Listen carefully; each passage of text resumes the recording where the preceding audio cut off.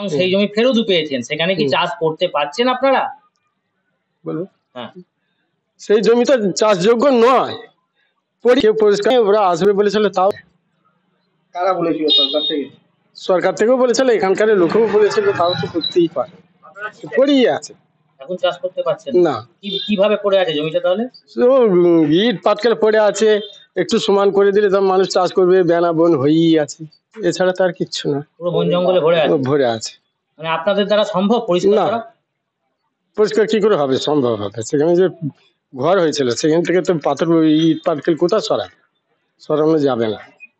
ওতে চাষ কি হবে বলে মনে করছেন?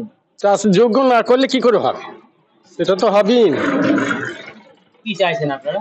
আমরা চাষ করতে চাইছি, চাষ যোগ্য না করে দিলে কি করে চাষ হবে? এই পড়ি থেকে কি হচ্ছে এই আর কি। আপনারা যাতে চাষযোগ্য জমি ফেরত পান সেই জন্য একটা কমিটি তৈরি করা হয়েছে, সেই কমিটি এই দাবিটা তুলছে। আপনারা কি সঠিক মনে করছেন যে তারা এই দাবিটা সঠিক তুলেছে? হ্যাঁ। কি নাম আপনার? আমার নবকুমার পাত্র।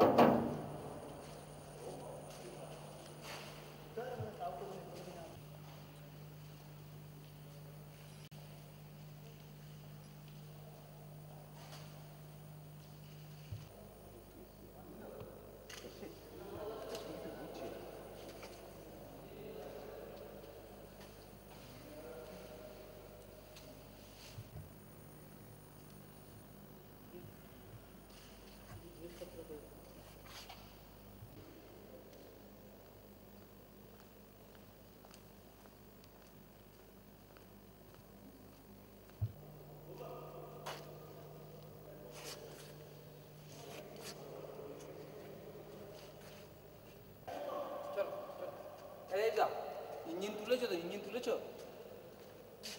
এই তো, ও এই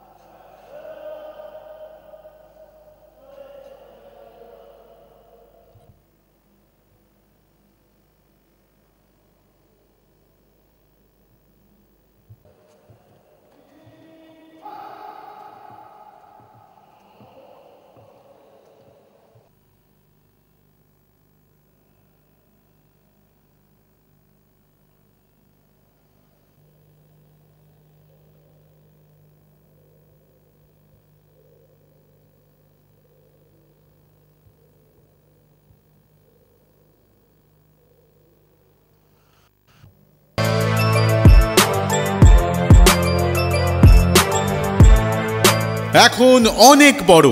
শ্রী লেদার্স, হাওড়া ময়দান। আপনি কি জটিল কিছু সমস্যায় ভুগছেন? সমাধান পেতে চান? যোগাযোগ করুন প্রখ্যাত জ্যোতিষ ও তান্ত্রিক মনসারাম ভট্টাচার্যের কন্যা মনসা কন্যার সাথে। প্রখ্যাত জ্যোতিষ ও তান্ত্রিক মনসা কন্যা হাওড়া জানবাড়ি ও হাতিবাগানের নিজস্ব মন্দিরেও বসেন। যোগাযোগ 9830106967 আর 9239655323।